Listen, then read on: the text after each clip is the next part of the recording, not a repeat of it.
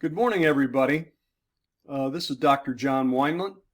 I'll be your instructor for Restoration history about the Restoration movement, and we'll hopefully have a good, productive time together. I wanted to make sure you knew how to log in and get to the course materials. This is the Canvas dashboard that I have. Yours will probably look similar. But as you can see behind me is a photograph of Cane Ridge, and that's also what is here on our tile, they call it, of the course. So let me click into this now. And I'm going to switch over to student view so it'll look more like what you will see. There we go. So as you can see, this is GHS 212. First thing I will let you know is I've divided this into 9 units. Unit 0 and then 1 to 8 units. So to get started, you want to take a look at the syllabus, and you just click on this and it'll take you to the syllabus. And this should open up for you pretty much the way it's opening up for me. You can see my name, you can see my email, you can see the general description of the course itself, and you can see that we're going to be looking at the Restoration movement, which of course is really starts as an American movement on the frontier of America. So we're going to spend some time taking a look at that. Here are our course objectives. Here's an interesting thing that you probably need to know. These are the textbooks that you need to get if you don't already have them. Dr. James B. North, Union in Truth, Standard Publishing, and Sam Stone, Simply Christians. So Jim North, was my professor actually at Cincinnati, and he taught, of course, Restoration history for, well, I don't know, 30 plus years, and wrote this textbook, as you can see, in the 90s. And so we'll be using it. It's a good textbook. You want to get a hold of a copy of that. Sam Stone's book is a small book that kind of takes a look at the Restoration movement, the Christian churches, as they enter into this new millennium that we're in. That was published in 2004. I also had him as a professor, so I knew him, and you might know of his son, Dave Stone. And by the way, they are related to Barton W. Stone that we'll be talking about in this course.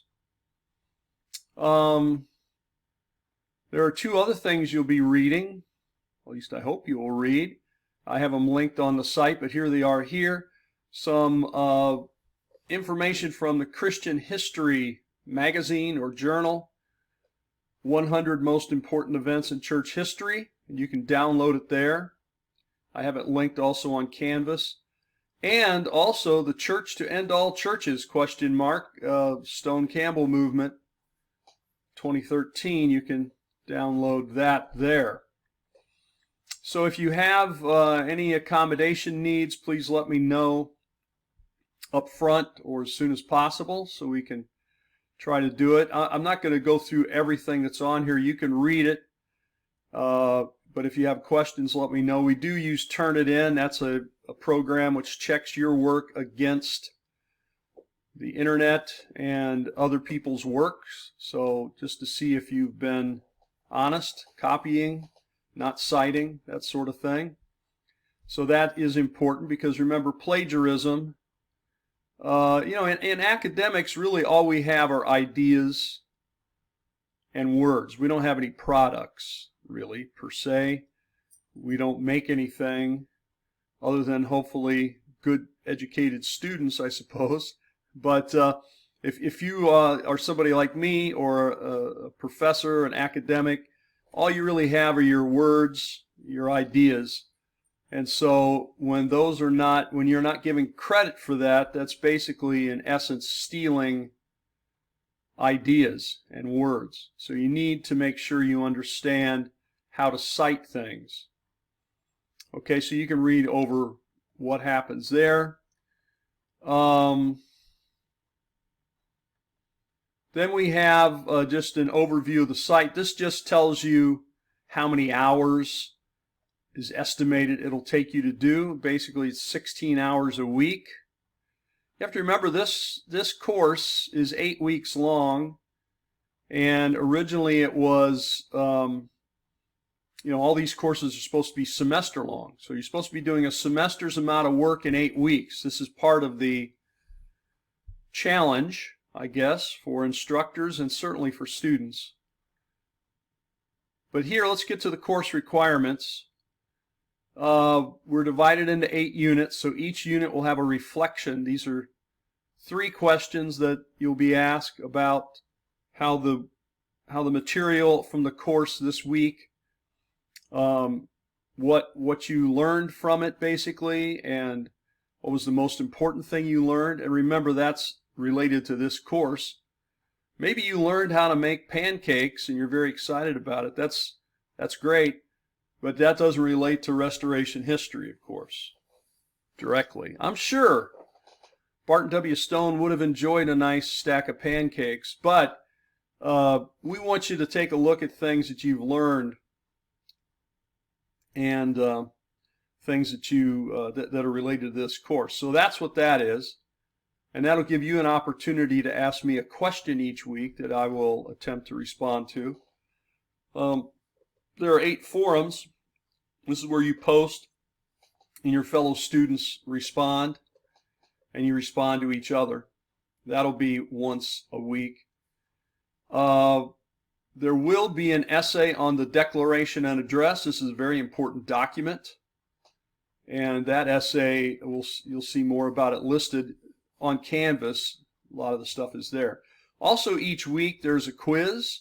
Quizzes over the material of that week, the lectures, the readings, handout kind of thing. So you'll want to look all that over when we get to the quizzes. And then so there's 2 quizzes a week, roughly, and 2 video assignments. So that's it. I mean, it's actually pretty straightforward. Every week a reflection, every week a forum. Once during the course you'll have this essay, and then 2 quizzes and 2 video assignments each week. So our main textbook, of course, is Dr. North's book, also Sam Stone's book, towards the end of the course, and the Declaration and Address. I have that linked on the site, so you don't need to buy that. You can read it just off your screen. You could download it and print it out. That's really up to you. And what I have given you is a paraphrase, kind of put it in more modern English. That was done by Knofel Staton. So remember, Knofel Staton basically just sort of updated the language. He didn't write this. I mean, it's not his ideas and words. So keep that in mind as you review this. You're reading what Thomas Campbell wrote. Thomas Campbell, of course, is the father of Alexander Campbell. And so you can look that over. There's the forums, there's the reflections, there's the quizzes. By the way, the quizzes are open book and open note. So you can use your textbook, you can use your notes. What I don't want you to do is just go out and Google stuff and put it in there, or make this a group project. This is an individual assignment for you. Okay, here's our grading scale. That's pretty much the same across the college. And here is our schedule, course schedule, which you can see is pretty much what I just said, lined out each week by week. Here's a short bibliography for you. Okay, so that is an overview of the syllabus. What else do I need to do? Well, let's take a look at the schedule. I put the unit schedule there. Let's see if that's all set up correctly. Should be. There it is. That's what you have to do for this upcoming week. What I'd like for you to read and the quizzes and so forth for you to do. Okay, so that's the schedule.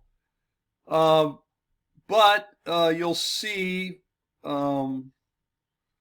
here is this 100 most important church events. We're going to begin the course by a little review of church history. My assumption is you probably not had any church history, any other church history course. And so I find that students are at a disadvantage when they haven't had any church history and they're taking this course on restoration history, because this is church history, but it's a subcategory, I guess I'd say, of church history. So that's what we're going to do. But if you click on this, for example, this is, you can download this to your computer. Large file. This may do it well. Okay, we're not going to worry about that. Let's try it. That's going to let us download it to our computer, but this is going to load up on this for us here. You don't have to download it. You could read it right here. And this is the Church History magazine or journal, the 100 most important events in church history. Okay? And so this is just going to go through the whole thing. So I want you to read this. And it kind of does it in a timeline and big events kind of things. Okay, so these are big events like the destruction of Jerusalem, the Edict of Milan, the Council of Nicaea, and they have a short 1.5 page thing about these 100 events. So we'll let you take a look at that and read that, because we're going to be going over a kind of an overview of church history this first week coming up. I don't know if the stuff is open when I look at it this way, but yeah, it's locked for now. But everything, by the way, that reminds me, everything will unlock on Monday mornings. And when they unlock, I unlock that week, like this next Monday, it'll be 2 weeks will open up. It'll be the first week and the second week, and then the second week, the third week will open, and then the third week, the fourth week, and so forth. So in other words, you can work ahead, but I don't want you to work too far ahead. And because sometimes people do, like they'll say, oh, I'm going to do all the quizzes now, just get them out of the way, or I'm going to do all the video assignments. It's better if you pace yourself and do your reading and go through the course in a measured manner. Okay? So that's that. Let's see, the next week we have a lookout article, which is, I think, useful. I guess you would assume I think it's useful. I put it here on the site. But this is, of course, you may know the lookout, or you may not know the lookout. The lookout was a journal that I don't think is any longer out there.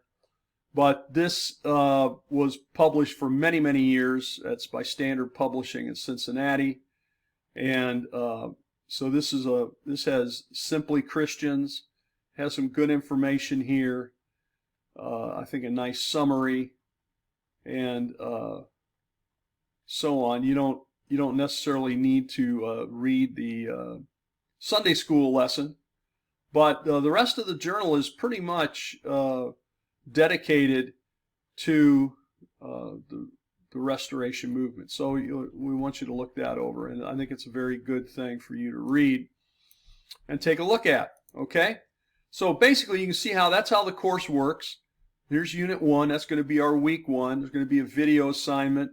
Let me stop the let me leave the student view just for a moment, and let me go to my view, and that way I can take you to the video assignment so you can kind of see what it is ahead of time. Basically, this is church history in 10 minutes, and then you'll see down below there are questions. That's the very first one. So what do? You watch this video. It's a short video. I would take some notes on it. And then you probably have to watch it more than once, but then you answer these questions and you turn it in. So that one's pretty simple. But then the the next one, video, let's go to video assignment 2. Where is it? There it is. And take a look at it. And you can see this one is, you might be familiar with these. They're called crash course videos. This is one on the Protestant Reformation, again with questions. The guy on there, he talks very quickly, so you might want to listen to it a couple times. And then later on, we'll have videos particularly about Barton Stone, Alexander Campbell, and so forth. All right? What else do I need to tell you? I think that's about it. And I will, like I said, everything will be opening up. So you'll be able to do the next week. You'll have that week and the next week. So everything on this coming Monday when the course starts, you should be able to see everything for 2 units or 2 weeks. And then at the beginning of the next week, you'll be able to see the next unit. This will kind of pace our work. All right, so at any time, if you have any questions for me, of course, send me an email. I try to respond quickly. You know, I had a student once who came into class. I had an 8 a.m. class. I often did. I liked that because it made my odds better with the class, because the students were half asleep and I didn't have to deal with a lot of shenanigans at 8 a.m. But I did have a guy come in. He was very upset. This was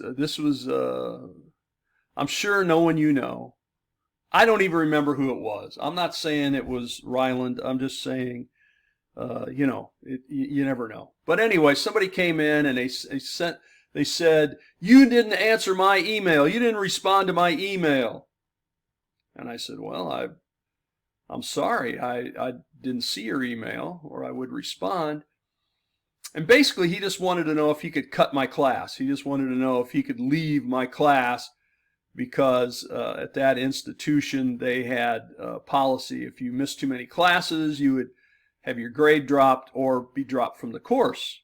So I said, well, you know, especially given the fact that you're standing right here and it's 5 minutes to 8, then, you know, you're here. So I don't see what the problem is, because he wanted, but he said, oh no, he wanted to leave. He just basically was showing up to tell me he was leaving.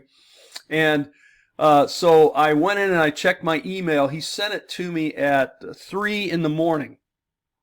That morning. In other words, he'd sent it to me about 4.5 hours earlier, and he was upset I had not responded by let's say 7:30.